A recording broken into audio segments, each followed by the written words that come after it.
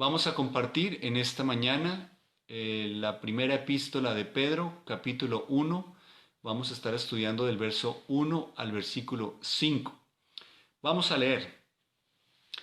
Pedro, apóstol de Jesucristo, a los que viven como extranjeros, esparcidos por el Ponto, Galacia, Capadocia, Asia y Bitinia, elegidos según la presciencia de Dios, Padre, en santificación del Espíritu Santo, para obedecer y ser rociados con la sangre de Jesucristo.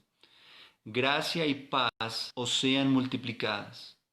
Bendito sea el Dios y Padre de nuestro Señor Jesucristo, quien según su gran misericordia nos hizo renacer para una esperanza viva, mediante la resurrección de Jesucristo de los muertos, para una herencia incorruptible, incontaminada e inmarcesible, reservada en los cielos para vosotros, que sois guardados por el poder de Dios mediante la fe, para alcanzar la salvación que está preparada para ser revelada en el último tiempo. Primera de Pedro, capítulo 1, versículo 1 al 5. Se ha discutido bastante respecto a la autoría de esta epístola.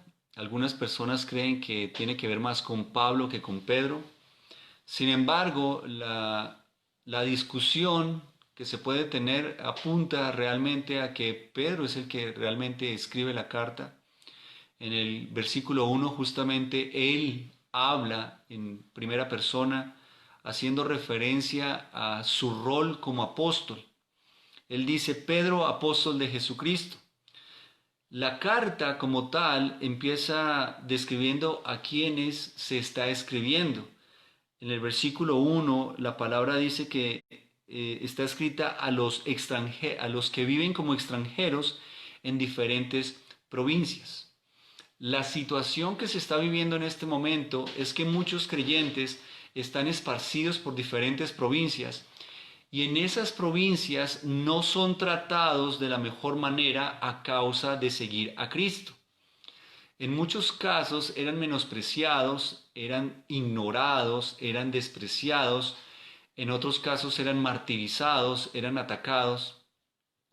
Tanto así que en algún momento, inclusive en los hogares o matrimonios donde alguna mujer se hacía cristiana, el marido podía darle carta de divorcio simplemente por ser seguidora de Cristo. Es en ese contexto donde se está desarrollando la carta que escribe Pedro. Podemos entender por el momento histórico que la carta de Pedro tuvo que haber recorrido muchos kilómetros para llegar a tantas provincias. Se entiende en términos teológicos, y por lo que Pedro va a empezar a hablar, que se está hablando a judíos porque guarda relación con los pactos y las promesas de Dios a Israel, pero no podemos pensar que era exclusivamente para los judíos, sino para también los gentiles. En términos más generales, lo que quiero comunicar es que la carta está escrita para creyentes. El día de hoy quiero compartir sobre una esperanza viva. Nosotros tenemos una esperanza viva. Ese es el título de la enseñanza para este día, una esperanza viva. Pedro está brindando palabras de ánimo a los creyentes respecto a la situación que están viviendo. Y justamente va a comenzar la carta con 5 ideas que quiero compartir con cada uno de ustedes. En la primera idea está en el versículo 1 y es que somos extranjeros en el mundo. Somos extranjeros en el mundo. Si vemos el versículo 1, Pedro se introduce a sí mismo como un apóstol. La palabra apóstol, bíblicamente, tiene que ver con aquel que es enviado. Para este caso, cuando Pedro dice apóstol de Jesucristo, Pedro está aclarando que fue enviado directamente por Cristo. Esa es una de las características que debían cumplir los apóstoles, haber sido instruidos por Cristo, elegidos por Cristo, llamados por Cristo, haber participado en su ministerio, haber sido delegados al ministerio por Cristo. No tiene nada que ver con los supuestos apóstoles que hoy se autoproclaman de esa manera.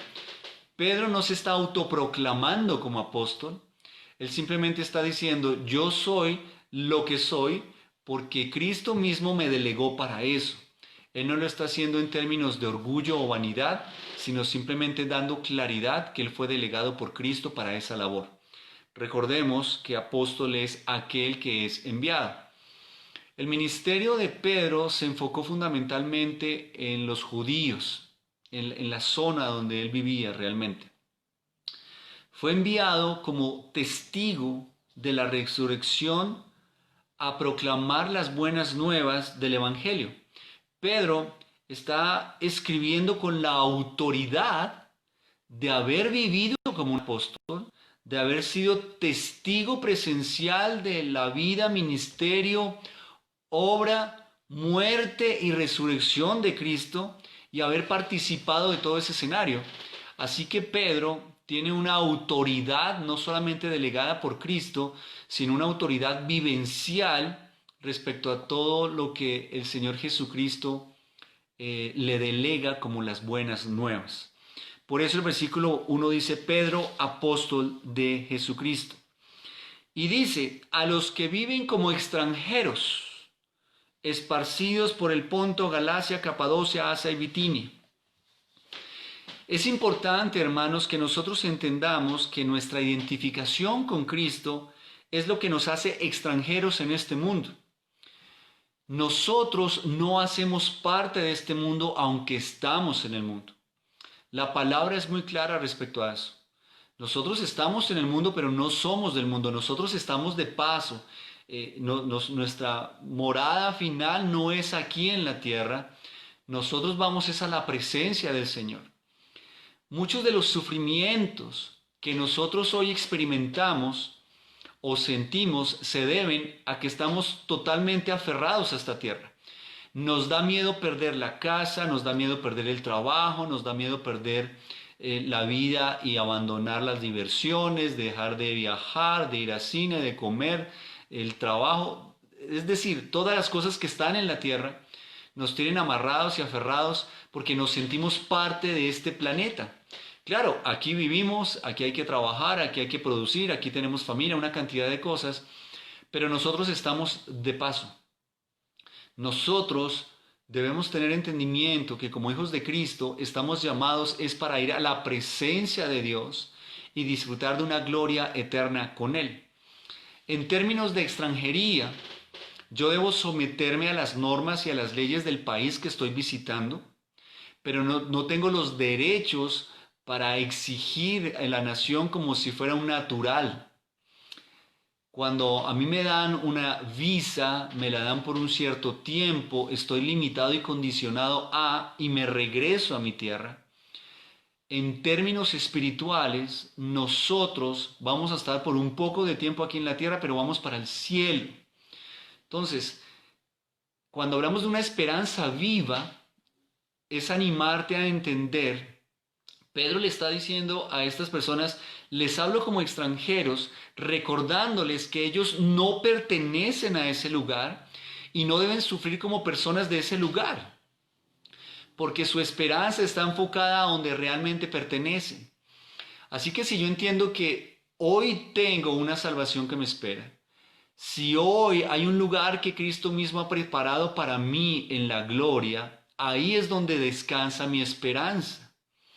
Mientras pongamos nuestra esperanza en el mundo como si fuéramos parte de este mundo, la palabra dice que en el mundo habrá aflicción, pero que confiemos en Él que ha vencido al mundo, haciendo referencia que la vivencia en el mundo va a ser difícil, pero que confiemos en el Señor porque este mundo pasará y llegaremos a un lugar y una condición mucho más beneficiosa y de bendición para cada uno de nosotros. En la medida que estemos aferrados a esta tierra, no tendremos esperanza. Aquí en la tierra todo se acaba, todo se destruye, todo se marchita, todo se daña y lo estamos viviendo hoy en día. Aparentemente vivíamos una vida normal y llegó una bacteria, un virus microscópico y nos mandó a encerrar. Esa es la realidad de esta tierra. Pero en el cielo andaremos sin tapabocas, sin gel antibacterial y podremos abrazarnos y tocarnos, pero solamente para alabar y glorificar a nuestro Padre Celestial. Es importante que entendamos que debido a nuestra identidad con Cristo, somos extranjeros en este mundo. El ser cristiano no nos permite ser parte de este mundo, aunque estamos en este mundo. Mientras sigamos a Cristo, nosotros seguiremos siendo vistos como extraños y como diferentes. Esto es muy importante. Hacernos la pregunta si las personas que están a nuestro alrededor nos ven como miembros del mundo o como extranjeros. Por ahí había un dicho que decía que al lugar donde fueres, haz lo que vieres. Y creo que nosotros nos dejamos meter esa mentira respecto al mundo. Como estamos en el mundo, podemos hacer lo que todo el mundo hace y vivir como todo el mundo vive. Se nos ha olvidado que somos extranjeros. Nosotros pertenecemos a un pueblo escogido, a un pueblo que fue apartado por el Señor, y esa es nuestra identidad. Incluso la palabra dice que por causa de Cristo seremos odiados, seremos perseguidos, y esa es nuestra condición verdadera. Si vemos un poco más adelante en Primera de Pedro, capítulo 2, versículo 11, Primera de Pedro, capítulo 2, versículo 11, dice la palabra: Amados, yo os ruego como a extranjeros y peregrinos que os abstengáis de los deseos carnales que batallan contra el alma. El mismo Pedro, y lo vamos a ver más adelante cuando lleguemos al capítulo 2, nos está haciendo una advertencia. Y él dice: amados, queridos, yo les ruego, les pido que entiendan que ustedes no hacen parte de este cuento. Ustedes están como peregrinos. Como son peregrinos, deben abstenerse de las cosas del mundo. Hermanos, nosotros nos vamos a morir por un COVID o porque nos rodamos por las escaleras, y nuestro destino es el reino de los cielos. Cuando tú recibes a Cristo en tu corazón, automáticamente cambias de ciudadanía y ahora eres un miembro del reino de los cielos. Tú perteneces al reino de Dios, aunque por un poco de tiempo vamos a estar aquí en el planeta Tierra. Entonces, en la medida que entendamos que estamos de paso, que somos peregrinos, que somos extranjeros, nuestra esperanza va a estar más anclada allá que acá. Entre más suframos aquí en el mundo, es una revelación de que posiblemente estamos aferrados a las cosas del mundo y no a los asuntos celestiales. Cuando yo estoy aferrado a lo celestial, mi esperanza se sobrepone a todo lo terrenal. Es importante que entendamos que somos extranjeros en este mundo. Vamos a ver una segunda idea. Está en el versículo 2. Esa idea la he titulado Somos pueblo escogido. Ya vimos en el versículo 1 que somos extranjeros en el mundo. Ahora quiero que veamos en el versículo 2 que somos pueblo escogido. Miremos lo que dice el versículo 2.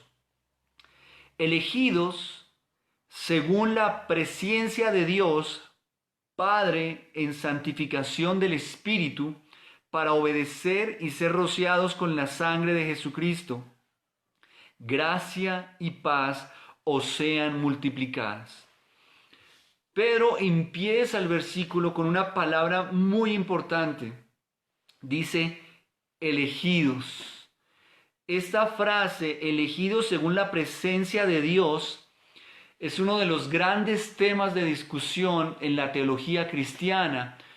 Nos estamos refiriendo puntualmente a la doctrina de la elección. Pedro nos está aclarando que Dios ha escogido a los creyentes para que formen parte de su familia. Hermanos, si yo me puedo ufanar de que yo soy el que escoge, en la medida que yo escojo, también estoy dando a entender que tengo la capacidad de desechar o de manipular o de controlar. Cuando hablamos de nuestra salvación, debemos tener entendimiento que yo soy salvo por la elección de Dios para que yo sea salvo. Nosotros, por nosotros mismos, jamás escogeremos a Dios porque la naturaleza de nuestra carne es estar apartados de Dios. Es decir, que ni siquiera me puedo sentir orgulloso de que yo hice una oración de fe y que yo fui el que tomé la decisión de recibir a Cristo en mi corazón. La fe es por el oír y el oír por la palabra. La fe es un don de Dios. Es decir, Dios mismo pone por su Espíritu Santo en nuestro corazón el deseo, la intención, la decisión de recibirle. Lo que quiero comunicar nuevamente es que Dios ha escogido a cada creyente para que sea salvo y para que sea parte de su familia. Es Dios el que tiene la autoridad y los atributos para escogernos a nosotros y tener el privilegio por gracia de ser parte de su pueblo. Quiero que entiendas esto. Hoy como cristiano, como hijo de Dios, tu esperanza descansa no en que tú escogiste a Dios, sino en que Dios te escogió a ti. El Dios omnipotente, el Dios eterno, el Dios soberano, el Dios inmutable, el Dios omnipresente, omnisciente, magnífico y excelso, fue el que te escogió a ti. Eso nos brinda una garantía de esperanza, porque es que nosotros al escoger a Dios, como si hubiera un montón de opciones en las cuales son equivalentes a Dios, y en alguna de ellas yo veo que Dios se destaca un poquito más y yo lo elijo, estoy deshonrando los atributos de Dios y el carácter de Dios. Dios no puede ser comparado con absolutamente nada. Dios está por encima de todo. Esa es la seidad de Dios. Así que yo no tengo la capacidad de simplemente escoger a Dios o elegir a Dios. Dios te escogió a ti. Y quiero que pienses en eso. Cuando te sientes por ahí como triste porque el novio le terminó y no te escogió, o cuando te cambiaron por alguien, eso no es razón para entristecernos. Dios te escogió a ti. El Rey Omnipotente te escogió a ti para pasar la eternidad contigo. Esa es nuestra esperanza. Por eso el morir en este planeta Tierra es ganancia, porque vamos directamente a disfrutar de la presencia de aquel que nos escogió. Yo recuerdo que cuando era pequeño, en mi época, se rompía la piñata. No sé ahora cómo es, creo que ahora son diferentes, pero cuando era pequeño eso era todo un acontecimiento. Y era con un palo y efectivamente había un adulto con una cuerda moviendo la piñata y quitándola, te amarraban los ojos y uno empezaba a bolear palo por todo lado con el deseo de poder romper la piñata. Y cuando uno iba a la fiesta de los niños, uno participaba para ver quién era el elegido de partir la piñata. Y a lo largo de la vida tenemos que competir por una cantidad de escenarios para ver si nos eligen. Dios te eligió. No tuviste que sacar ningún número, no tuviste que adivinar ningún número, no tuviste que hacer absolutamente nada. Simplemente Dios te ha elegido. Dios te eligió no basándose en lo que tú has hecho, no basándote en lo que tú eres, sino en la sabiduría eterna del Señor y en su amor por cada uno de nosotros. Dios te eligió y lo seguirá haciendo todos los días por la eternidad. Esa fue su decisión. Y fue tan grande la decisión de Dios de elegirte que envió a su Hijo a morir en la cruz por cada uno de nosotros. Sin embargo, parece que todos los días nosotros tenemos que decidir si elegimos a Dios o no. ¿Por qué lo digo de esta manera? Cuando yo comienzo el día y me voy a trabajar sin orar, estoy eligiendo vivir por mi cuenta y no estoy eligiendo al Señor. Cuando yo decido pecar, estoy eligiendo al pecado por encima de Dios. Cuando yo decido hacer cosas del mundo sin tener en cuenta al Señor, estoy ignorando a mi Padre. no hemos entendido que el Dios soberano nos eligió porque quiere estar con nosotros y nos ama profundamente. Así que nosotros deberíamos elegir también disfrutar de la elección que Dios hizo al estar con nosotros. El texto dice, elegidos según la presciencia de Dios. Esa palabra presciencia no es un mero conocimiento previo. O sea, esa palabra presciencia quiere decir que con un conocimiento previo, que el Señor con un conocimiento previo eligió. Pero en este caso no está hablando justamente o específicamente de un mero conocimiento previo, sino de un acto de la elección por parte de Dios, por lo cual decretó desde la eternidad escogernos, elegirnos para que gozáramos de la eternidad. Lo vuelvo a repetir, cuando el texto dice elegidos según la presciencia de Dios Padre, lo que está diciendo el texto es que Dios Padre tomó la decisión de elegirnos desde la eternidad para que nosotros disfrutáramos de la plenitud de su gloria. En palabras más sencillas, Dios decidió desde hace mucho tiempo, desde antes de que nacieras, desde antes que existieras, Él decidió y te eligió para vivir a tu lado por la eternidad. Cuando nosotros nos casamos, nos sentimos emocionados porque fuimos elegidos y porque elegimos a alguien para pasar el resto de nuestros días en un pacto de amor.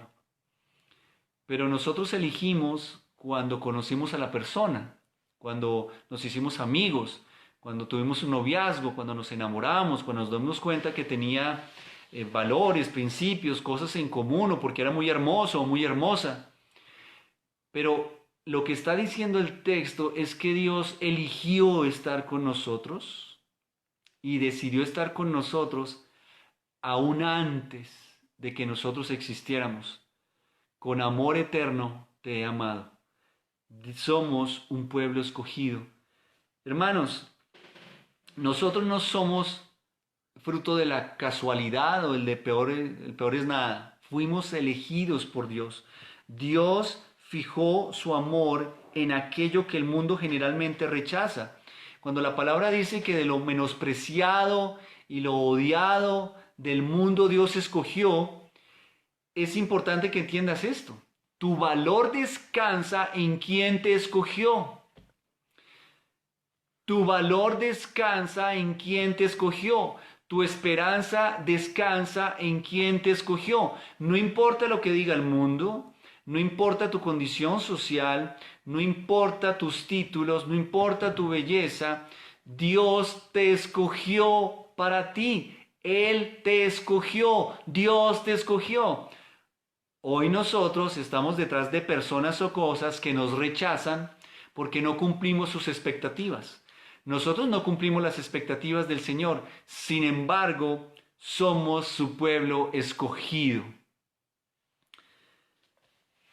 La palabra dice, elegidos según la presencia de Dios, Padre, en santificación del Espíritu. ¿Qué significa eso de santificación del Espíritu? La palabra santificación significa poner aparte para. Es decir, se pone aparte con un propósito. O también significa ser dedicado a. A pesar que en la Biblia la palabra santificación se refiere a un trabajo continuo y progresivo, en esta instancia, en este texto, se refiere a alguien que viene a ser parte del pueblo de Dios apartado por el Espíritu Santo. Ojo con esto es muy importante, este versículo tiene mucha teología. Está hablando de la elección de Dios previa, no solo por el conocimiento, sino por la decisión de elegir. Y ahora nos está diciendo que eso se desarrolla por medio del Espíritu Santo. Es importante que entendamos que la elección que Dios ha hecho de nosotros se hace operativa o se ejecuta hoy en día por un accionar del Espíritu Santo. Pero más importante que eso es entender que Dios nos eligió, somos un pueblo escogido, pero para vivir en santidad. Porque no es simplemente Dios me escogió, soy salvo, me voy a la gloria y tan chévere para todo el mundo. Hermanos, si yo quiero vivir en el reino de los cielos, en el reino de los cielos todo va a ser santo y perfecto. Tengo que entrenarme desde acá para llegar lo más santo posible a la presencia del Señor. Nosotros fuimos elegidos por Dios para vivir de acuerdo a como Dios quiere que vivamos.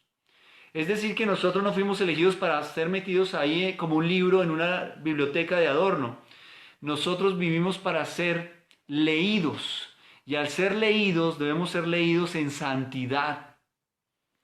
Para eso somos el pueblo escogido de Dios. Pueblo santo, nación santa, pueblo escogido. Dice la palabra para. Ese para es el propósito. Obedecer. Paro ahí. Entonces, nosotros fuimos escogidos y ya ahí nos sentimos muy contentos.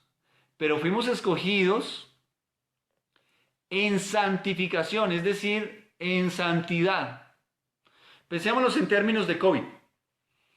Van a hacer un evento y obviamente hay que hacer la cosa de la temperatura y el que esté caliente no entra. El Espíritu Santo es el que nos mide la temperatura y sabe si estamos viviendo en santidad. El vivir en santidad nos facilita el ingreso. Pero una vez que estamos adentro, dice para obedecer.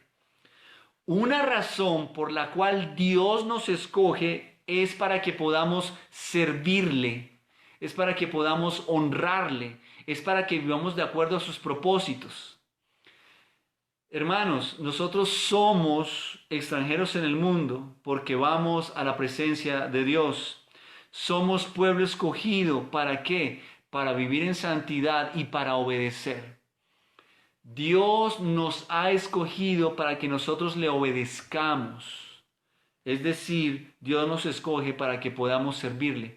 Dios no nos ha escogido simplemente como un adorno, sino que nos ha escogido como una herramienta. Son dos cosas bien diferentes. Un adorno es algo que sirve ahí para contemplar. Una herramienta es para ser usada. Tú fuiste escogido como una herramienta útil en las manos de Dios. Dice la palabra, y ser rociados por la sangre de Jesucristo. Aquí se completa la Trinidad. Ya vimos que el Padre nos eligió, que el Espíritu Santo es el que hace operativo todo y que se ejecuta por medio de Cristo. Dice rociados por la sangre. Este concepto era más entendible para los judíos a lo largo de la historia judía. Todo el concepto del pacto, todo el concepto de los sacrificios era entendido en la cultura. Posteriormente, los gentiles lo empiezan a comprender a la luz del sacrificio de Cristo. Este concepto es otra razón por la cual Dios nos elige. Fuimos redimidos por la sangre de Cristo. Este texto como tal está haciendo referencia al pacto de Dios con Israel cuando los separó como su pueblo en el monte Sinaí, donde le dio instrucciones a Moisés de rociar a todas las personas con sangre de animales. Eso está en Éxodo 24:8. En Éxodo 24 lo puedes encontrar. Debemos entonces, hermanos, recordar que nuestro lugar en medio de la persecución y las dificultades nos llama a estar firmes en la gracia. Lo que el texto nos está diciendo es que Dios nos ha bendecido por medio del sacrificio de Cristo. Pedro está escribiendo, está clamando para que nosotros recordáramos la gracia que nos fue otorgada al ser elegidos sin merecerlo y que esto es lo que nos permite disfrutar de la gracia y de la paz del Señor. Pero nada de esto podría ser posible sin el sacrificio de Cristo. Por eso lo dice Pedro, y ser rociados con la sangre de Jesucristo. Ahí vemos a que las tres personas de la divinidad están activas en la salvación.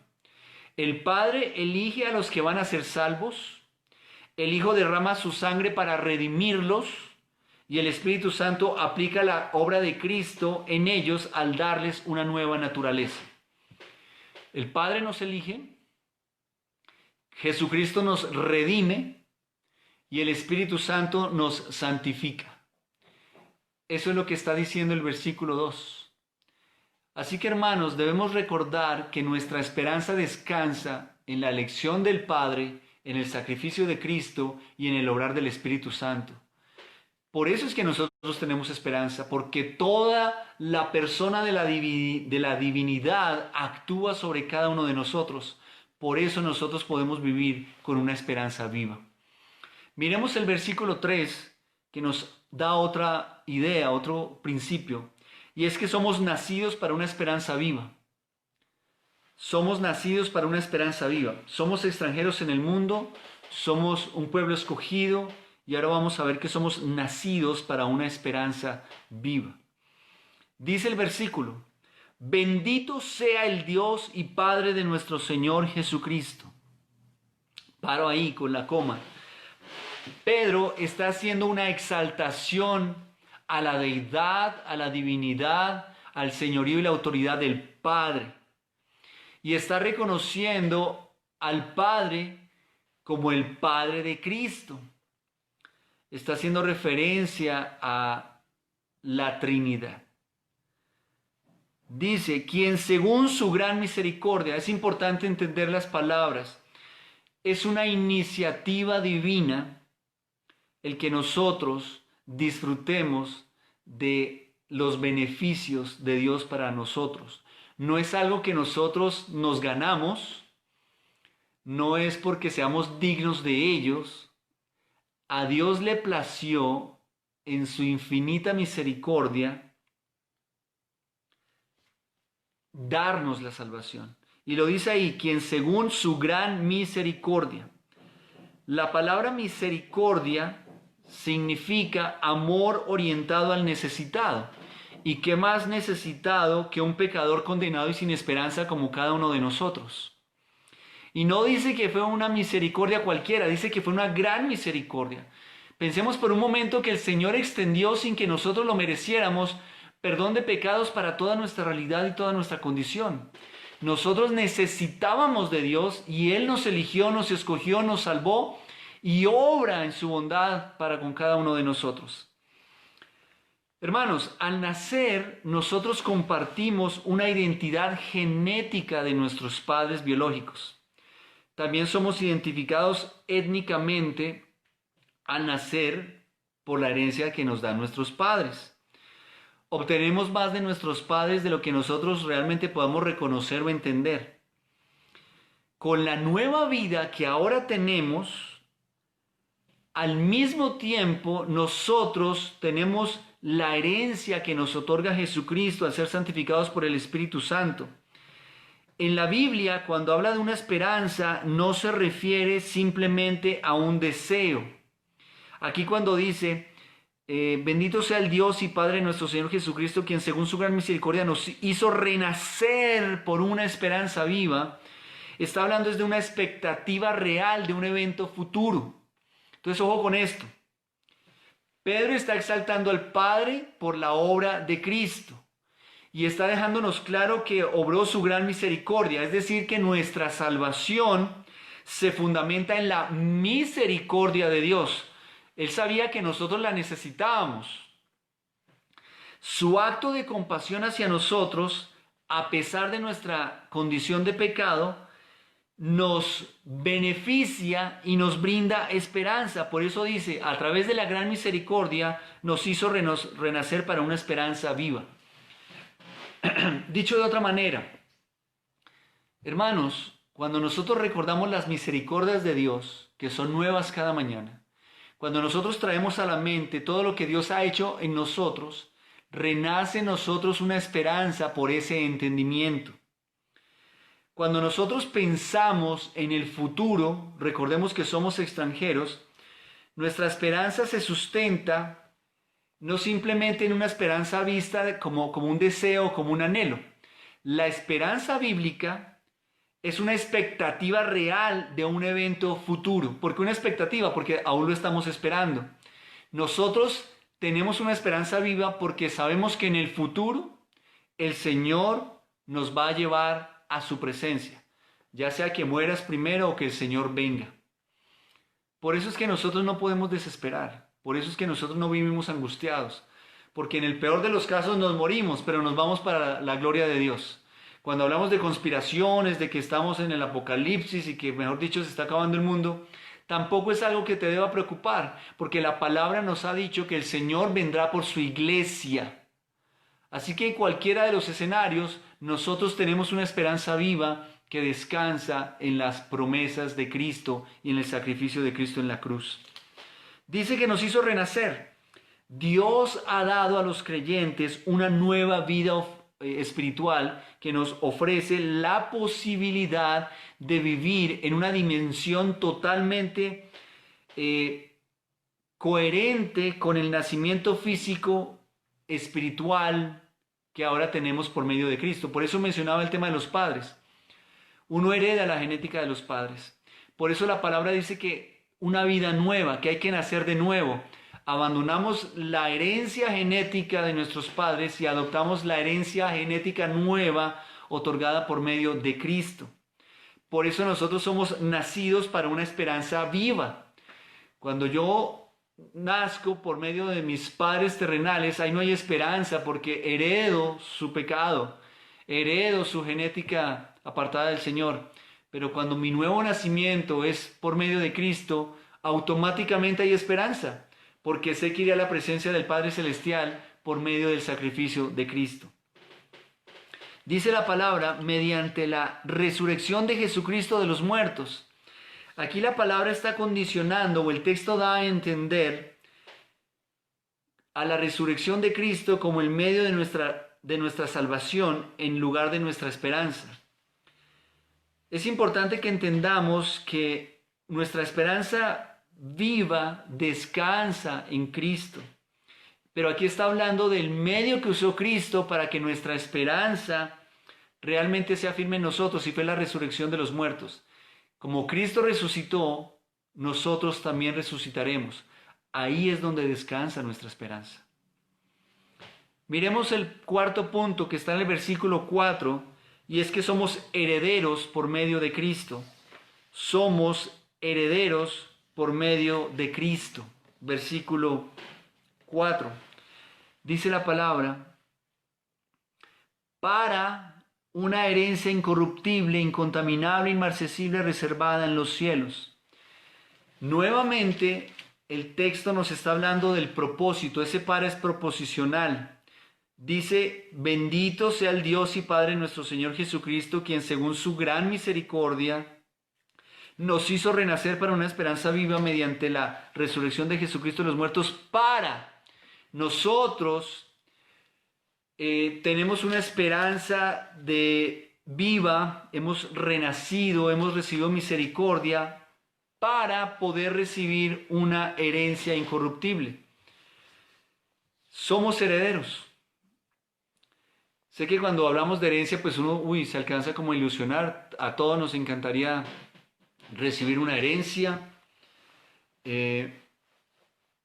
material, pero aquí estamos hablando de una herencia espiritual, de una herencia eterna, y Dios nos está preparando justamente para poder recibir esa herencia. La palabra traducida en griego para herencia indica aquí una realidad presente y una realidad futura.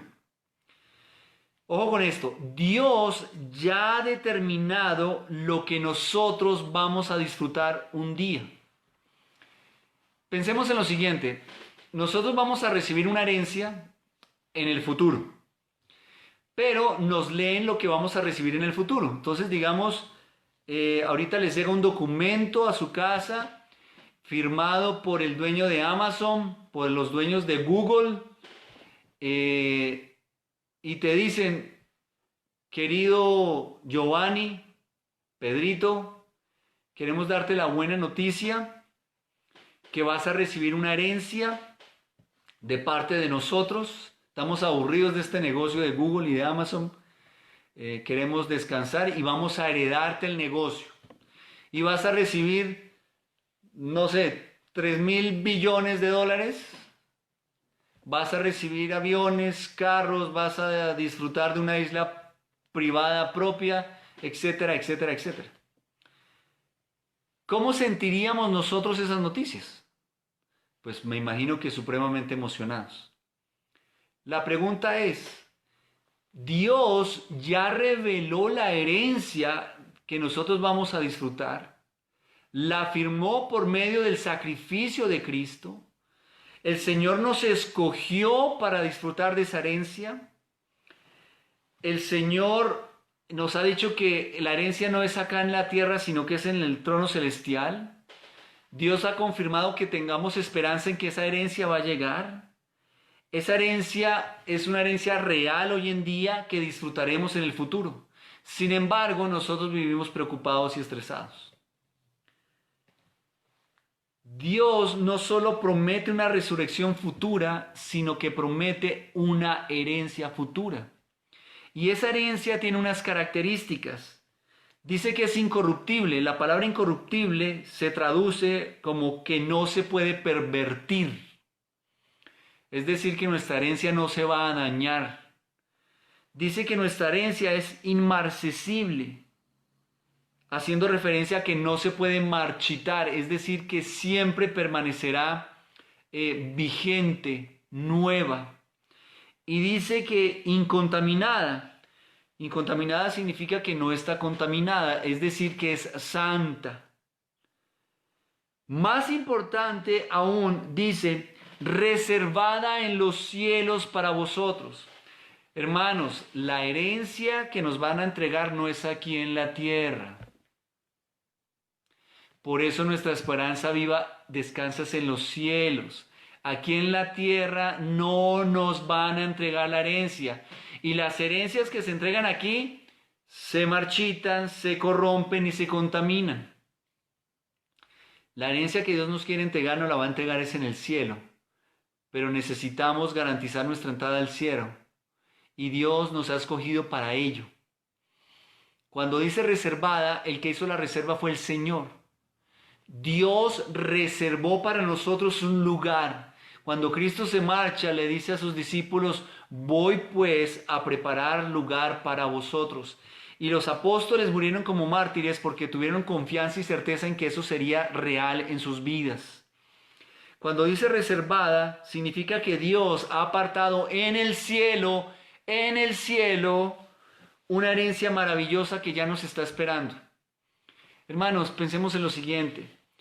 Dios está hoy en el cielo con un regalo en las manos esperándonos.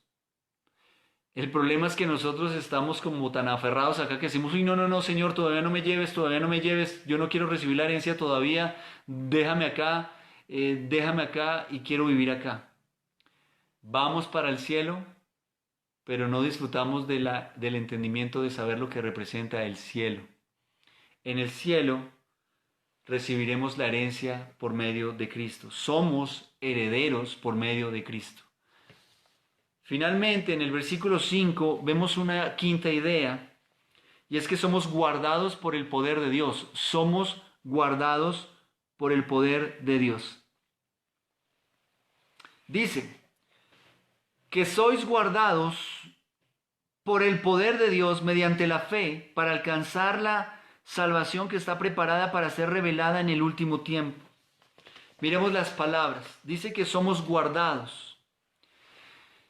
Dice el Señor, Dios guarda a su pueblo a salvo de los ataques externos de entre los límites protectores de su reino. Hermanos, nosotros estamos siendo protegidos.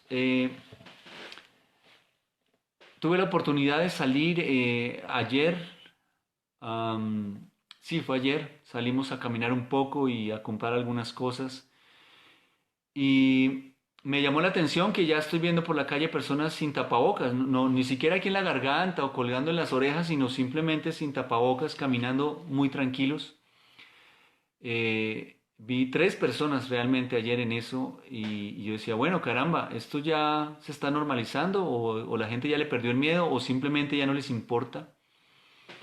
Durante todo este tiempo de pandemia nos han dicho que nos cuidemos, que nos guardemos y que el poder de nuestras 4 paredes, el poder del antibacterial, el poder del jabón y el tapabocas nos van a guardar de no contagiarnos. Y el distanciamiento social nos van a guardar de no contagiarnos. Familia, la palabra está diciendo que nosotros somos guardados por el poder de Dios. Si tú no has entendido el poder de Dios, tú no vas a tener esperanza. El poder de Dios está revelado en la creación, está revelado en tu vida, está revelado en la Biblia. La Biblia nos revela los innumerables milagros. Cristo resucitó. Nada nos podrá separar del amor de Dios. Nada nos puede arrancar de sus manos. Ese es el poder que nosotros tenemos. Ese es el poder que nos cubre a cada uno de nosotros. Y nosotros somos guardados no por cualquier poder. Nosotros somos guardados por el poder de Dios. Pero si tú no entiendes el alcance del poder de Dios, vas a vivir angustiado y temeroso.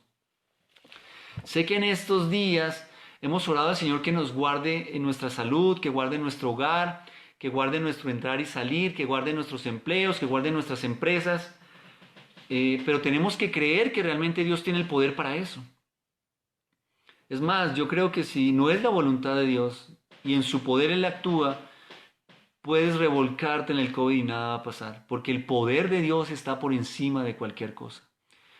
Nuestra esperanza revela el entendimiento que tenemos del poder de Dios. Cuando nosotros vivimos en temor y en ansiedad, lo que estamos revelando es que no hemos entendido el poder de Dios. Ese poder de Dios es el lugar más seguro. No hay lugar más seguro que en las manos de nuestro amado Padre Celestial. Pero hay un requisito para disfrutar de ese poder, y ahí lo dice: mediante la fe. Sois guardados por el poder de Dios mediante la fe. Mire, le voy a dar un ejemplo muy sencillo de fe hoy en día, en cuarentena: el tapabocas. Tú hoy sales a la calle a trabajar, vas, vuelves, Transmilenio, manejas, tocas, haces mercado, lo que sea, y sales tranquilo porque has depositado tu fe en el tapabocas. Tú asumes y crees y entiendes que el tapabocas te va a mantener protegido. Un tapabocas, un pedazo de tela. ¿Cómo sería nuestra vida si verdaderamente pusiéramos nuestra fe en el poder de Dios? Nosotros somos guardados mediante la fe por el poder de Dios. Esa es nuestra esperanza, hermanos. Nosotros descansamos no en el poder de las autoridades, no en el poder del jabón, sino en el poder de Dios, que está por encima de cualquier cosa. Dice el texto, ese nuevamente nos revela el propósito: para alcanzar la salvación que está preparada. Alcanzar la salvación en términos eternos y relacionada con la condenación por el pecado es lo más importante de lo cual debemos ser salvados. Así que, hermanos, el poder de Dios manifestado por medio de Cristo en la cruz y el obrar del Espíritu Santo no es sencillamente para salvarnos de un virus o salvarnos de perder el trabajo o salvarnos de que nos atropelle un carro. Es para alcanzar salvación. Todo lo que Dios ha hecho es por medio de un plan, y su poder se manifiesta a nosotros para salvación. Lo dice ahí, para alcanzar la salvación. A lo que Dios más le importa es nuestra salvación. Mire, hermanos, Dios no está preocupado por tu comida, ni por tu bebida, ni por si te vas a graduar o no te vas a graduar, si te vas a comprar el iPhone. A Dios eso no le interesa ni 5. Dios ya lo prometió, Él sabe que necesitas de eso, Él sabe que necesitas bañarte, necesitas comer, y Él, al crearte, ya se encargó de eso. Pero Dios nos, nos hace entender que somos extranjeros, que somos escogidos, que somos nacidos para una esperanza, que somos herederos, que somos guardados por su poder para salvación. Lo más importante es nuestra salvación eterna. Dios no quiere que nos condenemos. Así que lo más importante de lo cual debemos ser salvados es de la condenación, es decir, de ir al infierno. Así que esa es nuestra esperanza. Si a Dios le preocupa lo más importante que es nuestra salvación, pues el resto viene por añadidura. Por eso la palabra dice, buscad primeramente el reino de Dios. Cuando habla del reino de Dios es nuestra herencia, es en el cielo. Eso es lo que nos debe preocupar. Debes cuidar tu herencia, debes esforzarte por tu herencia. Y Dios nos salvó para que recibamos la herencia. Y dice, preparada. Dios no improvisó desde la eternidad, desde la creación, ha dispuesto una salvación para nosotros. Eso no fue algo que sacó Dios ahí como qué hago, qué me invento, qué improviso. La salvación está preparada desde hace mucho tiempo. Y dice que también fue revelada. Dice, la salvación que está preparada para ser revelada en el último tiempo. Ahora no vemos ni entendemos completamente la salvación que Dios ha preparado para nosotros, pero un día lo haremos, hermanos. Primera de Juan 3.2 dice, Primera de Juan 3.2, amados, ahora somos hijos de Dios y aún no se ha manifestado lo que hemos de ser, pero sabemos que cuando Él se manifieste seremos semejantes a Él porque le veremos tal como Él es. Estamos esperando algo que va a ser revelado. Primera de Corintios 4.5, Primera de Corintios 4.5. Así que no juzguéis nada antes de tiempo, hasta que venga el Señor, el cual aclarará también lo oculto de las tinieblas y manifestará las intenciones de los corazones, y entonces cada uno recibirá su alabanza de Dios. Hermanos, nosotros estamos aguardando algo que está preparado desde la eternidad, pero que será revelado en el futuro. Esa es nuestra esperanza. Se va a revelar la herencia, pero depende de Dios.